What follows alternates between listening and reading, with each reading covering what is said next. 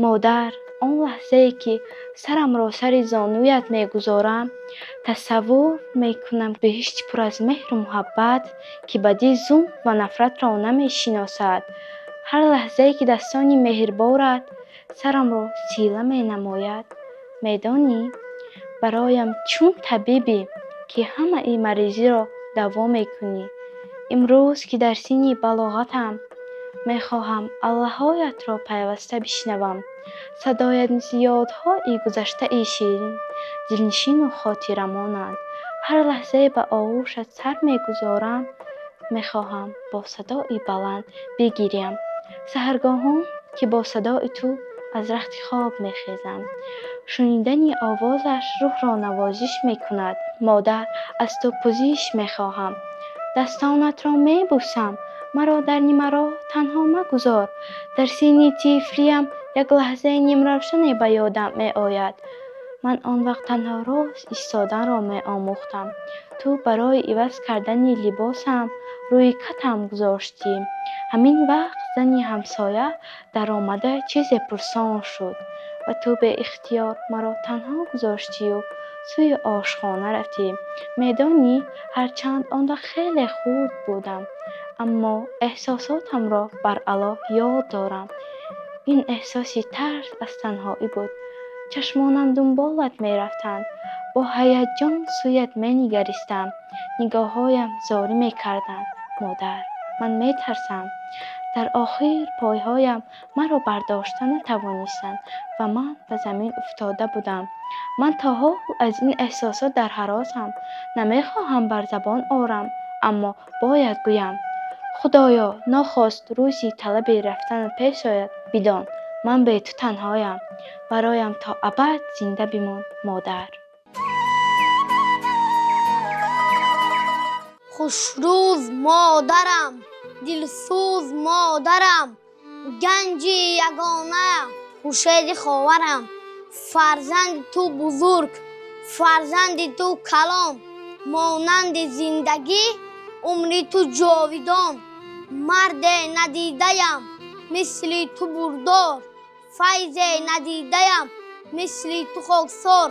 خوشروز مادرم، دلسوز مادرم، نامی بلند تو تا کهکشان برم. آوردی فقرمت را، چشمی گنه رمت را، شادی و هم غمت را. من زیاد کردم آوچه، من زیاد کردم آوچه. بالین و بستر را، لومارک سر را، تو ماوی در برت را. من زیاد کردم آوچه، من زیاد کردم آوچه. ریحانک گوشت را، شیرین بوسیدنت را، ارمان شکستنت را. من زیاد کردم آوچه، من زیاد کردم آوچه. مادر سرچشمه گنج بی‌بهاست. مادر فرزند خود را به پایه می‌رساند. ما فرزندان باید قدر مادر را دانیم تا که مادر ما برای ما زحمت و تلاش می‌نماید. همچنان که می‌گویند می‌کنم بر تو نصیحت ای پسر جان گوش دار. مادری پردیده ات گوید سخنها گوش دار. برای همین ما فرزندان ملت باید که قدر مادر را دانیم. ای مادری من، ای مهربانم، نام خوشی تو ورد زبانم. مهر تو دائم در جسم و جانم. عید مبارک، عید مبارک. من در بری تو آزاده هستم. مهر دلی تو بر تو بستم. فرزند دلبر بهر تو هستم. عید مبارک، عید مبارک. رفتم ز برت باز بیایم مادر، روز در کلبت گشایم مادر. مادر آن سرچشمه جوشان حیات است که هستی ما را از فیض خود شاداب می‌گرداند. مادر سرچشمه ای مهر و محبت، شوقت بیکنار و نوری هر یک خاندان است. مادر توی آن ماه درخشانی که با نور مهربارت شب‌های تیره و تاریک ما را روشن می‌سازی. مادر تو آفتابی در زندگی که ما را گرمی و روشنی می‌بخشی.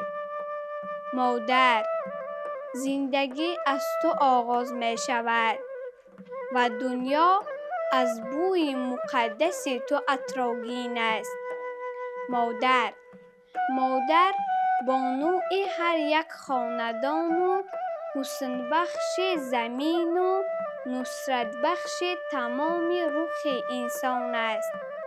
مادر هر یک تار مویت را می پرستم، زیرا موی چون سیاه و روی چون سفیدت برای به کمال رسیدن جگربندانت سفید گشته و در رخساره های گل صدبرگت آژنگ ها پدید.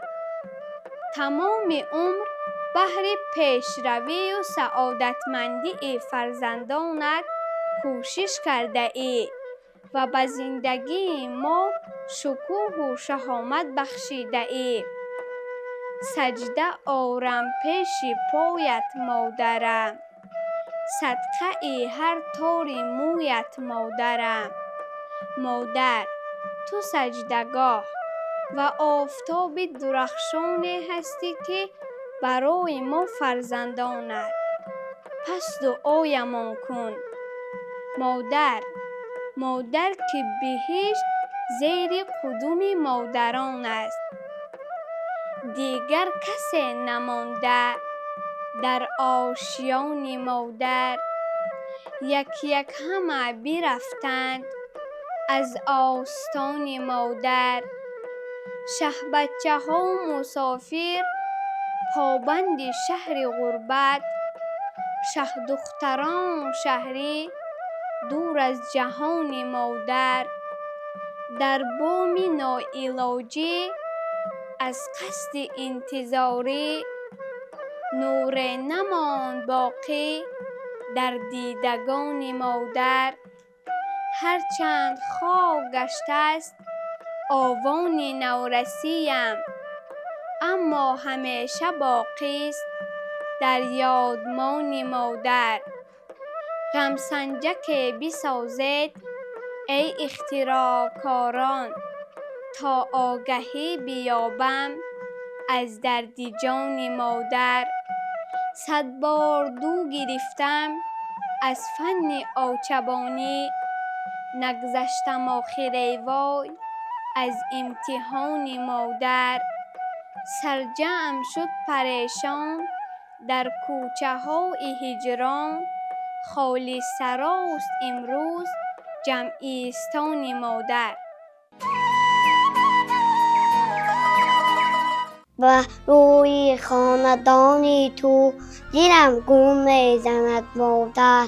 به چشم دیدگانی تو دیرم گم میزند مادر.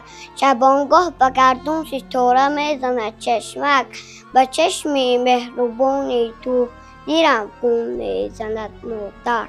اگر از خشت دیلا قصر ساختی و یا از سنگ خالا شهر سازی، قبول است سجی اکبری تو اگر مادر نباشد از سوزی. پیش پای و چمن گل می کاشتم، گل از 100 رنگ می کاشتم. خاک قدمشه به دیده می برداشتم. آچه دیگری به خدا که آچه دیگری، آب آورم کنه ناچه آجان و جگری. یک روز در خواب دیدم آچم خمیر کرده استی، رفی امیدش به دست چپ کلوچه فتیر بسته استای. از چکدان روش علو بر روش سوخته استای. از خوابم خستم دیدم که اوچم نیستای. هی اوچه کجایی که بگویی دختر جان من در برت راست باشم آب و گم جان اوچه جان. این لحظه را من به نرخ دنیا ندهم. این لحظه غنیمت بوده است اوچه جان. اوچه دیگرای به خدا که اوچه دیگرای آب آورم کنه نوچه آ جان و جیگرای. ایا مادر جوانیم فدایت تمام هستی من از برایت. اگر از من خطای کرده باشد ببخش تا جان من آسان برایت. من از پروردگار ثروت مخواهم پول و مال و یگان دولت مخواهم. قناعت میکنم با یک کفی آب خدایا مقدری من را نگه دار. از جوان پرسیدم بهشت میخواهی؟ گفت نه. گفتم برای چه؟ گفت آنجا جای مادران است. گفتم نمیخواهی کنارش باشی؟ گفت نه. گفتم برای چه؟ گفت در این دنیا جوانیش را دزدیدم خوابش را راحتش را گرفتم نمیخواهم در بهشت آزارش دهم. خدا یکتا و تو یکتای مادر برایم از همه بالای مادر. نه نانی و نه دنیا می پرستم برای من تو خود دنیای مادر. مرا با صد نوازش ها کلان کردی زبان دادی و نان دادی و همراز جهان کردی. برایم عمر بخشیدی و عمر خویش خزان کردی. برای شادی هایم صد غم بخوردی مادری جانم. مادر تو برای من یک دولت نایابی در بین همه ثروت تو ثروت نایابی. صد مال جهان هیچ است در پیش قدم هایت دلسوز و فداکاری ای مادری جان مادر. مادر چه گویمت از گل زیباتری از جان عزیزتر.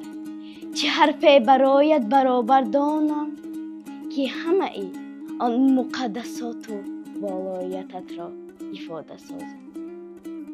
حتی باور کن لحظه می شود که دلم به ترکش می آید از محبتت. ولی هرگاه از شرم یا غرور جوانی احساساتش را به زبان نآوردم.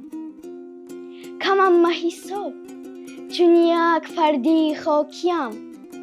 ببخش مرا برای همه خطاهایم که خاطرت را آزرده می سازم. خودج نمی خواهم که روحی عزیزت رنج بیند. ای خدا برایم قوه خرد عطا فرما که برای پوزش گناهایم دستانی مادر را ببوسم. چشمانش را از اشکهایی که سینه‌اش را ریش ریش می نماید تازه کنم و به پیشش به زانو زده بگویم مادر مرا ببخش. ولی صدای احمد ظاهر از کجای به گوشم می رسید که با آوازی فارم می سراید. گوش می کنم به خوانش او و من نیز نمی خواهم که مادرم را از دست بدهم. الان که در سینه بلاغتم تنها یک حصه ای رنجت را در کردم. 100,000 درد و غمت برایم معماست. تو خود به این بزرگی برایم معمایی مادر. بی تو مادر در دلم انوار نیست. راهی من در زندگی هموار نیست. با تو در رویم تبسم می شکوف یک تبسم به تو در رخسار نیست. افتخارم از تو بود دردا دیگر، افتخارم را به جز این کار نیست. گلفشان میگشت با غم هر بهار، این بهار اکنون به غیر خار نیست. نورباری روزگارانم بودی، به تو مهر و ماه را انوار نیست. غمگساری من تو بودی مادرم، به تو مهری آتش بار نیست.